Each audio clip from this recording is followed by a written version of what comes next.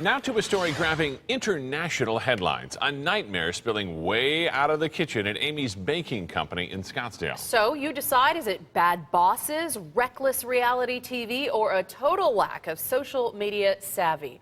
Whatever you decide, it's cooked up a recipe we can't look away from. Okay, don't start crying. Why are you behaving like this? Oh my God! The show is called Kitchen Nightmares, and this one was just that. Oh my God, what has happened here? This is going to ruin our lives. Tears?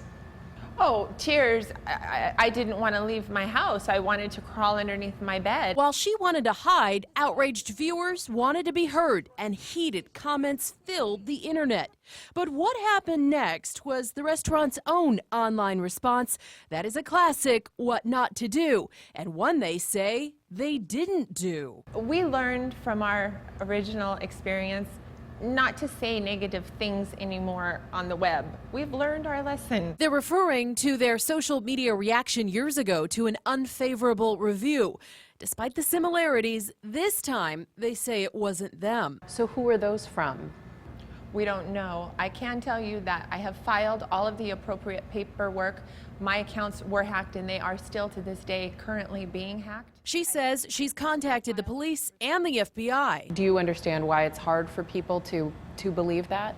Of course, I understand why it's hard for them to believe that, but we're capable of saying strong things and defending ourselves. I'm not going to say we're not capable of saying those things, but we didn't say those things.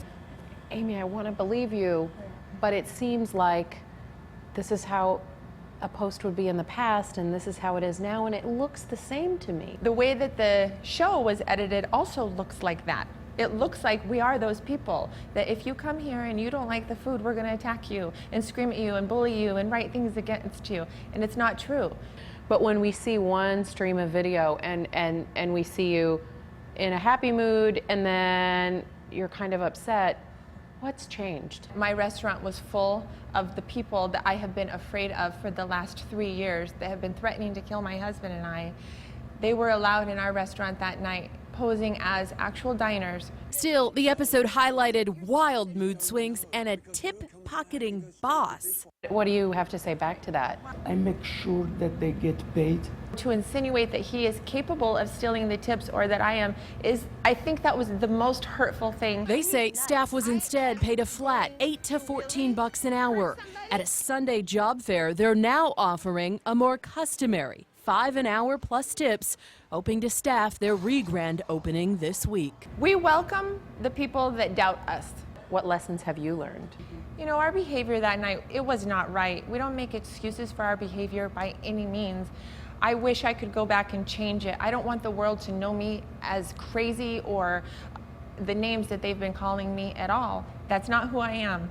They saw me at my worst as a cornered person who felt like I was fighting the entire world. This is what everybody saw. That was my meltdown.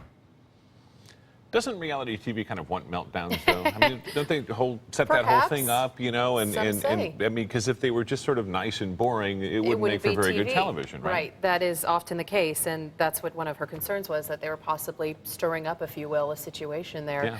Yeah. But either way, you know, people are saying who would work there, who would go eat there. They have plenty of people lining up to work there, as you saw today, and 1,200 people have made reservations for this week. If you'd like to go, the reopen is Tuesday.